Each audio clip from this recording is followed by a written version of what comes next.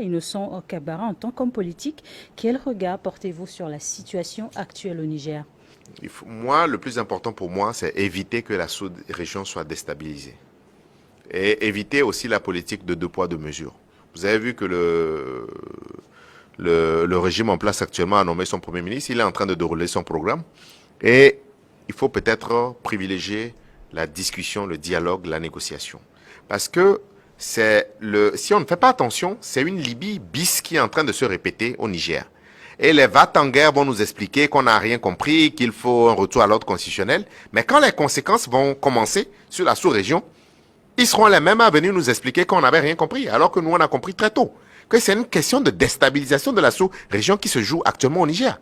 Mais expliquez-moi comment un général tchadien, fils d'Idriss Déby, peut prendre de manière anticonstitutionnelle le pouvoir et qu'on l'envoie. D'abord, c'est une erreur stratégique de la CEDEAO. Et qu'on l'envoie dans le salon d'un putschiste, demander à un putschiste de laisser le pouvoir. Si c'était facile de laisser le pouvoir, pourquoi lui ne laisse pas le pouvoir au Tchad? En réalité, ce qui nous dérange dans cette crise, c'est cette question de deux poids, deux mesures qu'il faut qu'on arrête. La situation géopolitique et stratégique. En fonction des partenaires que vous avez et vos prises de position. Parce qu'actuellement, les gens veulent, nous ne voulons plus, nous ne supportons plus l'ingérence des Occidentaux dans nos affaires.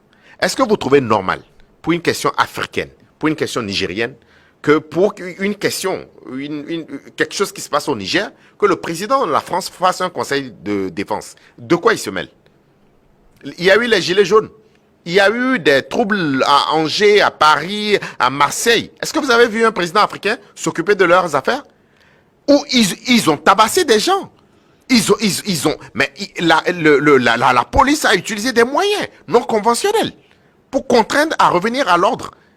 Est-ce que vous avez vu un chef d'État africain intervenir? Mais comment est-ce qu'il peut se permettre de faire un conseil? En quoi ça le concerne? Laissez-nous, Africains, régler nos problèmes. C'est cette condescendance, ce paternalisme-là, qui fait que on dit que la France perd du terrain, mais ils n'ont qu'à se poser la question, à qui la faute? C'est eux, c'est leur comportement. C'est leur comportement. Et quand vous voyez, laissez nos chefs d'État prendre des décisions au niveau de la CEDEAO.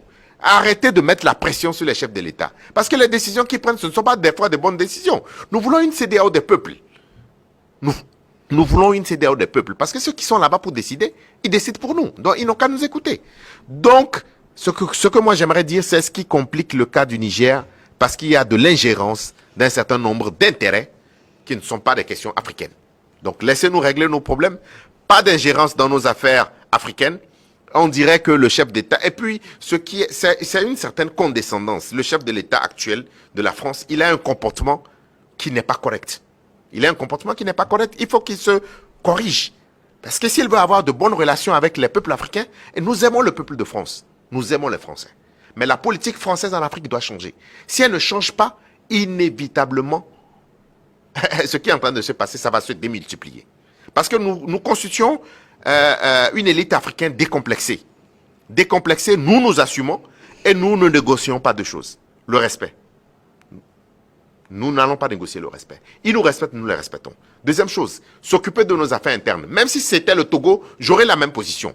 Qui ne s'occupe pas de nos questions internes.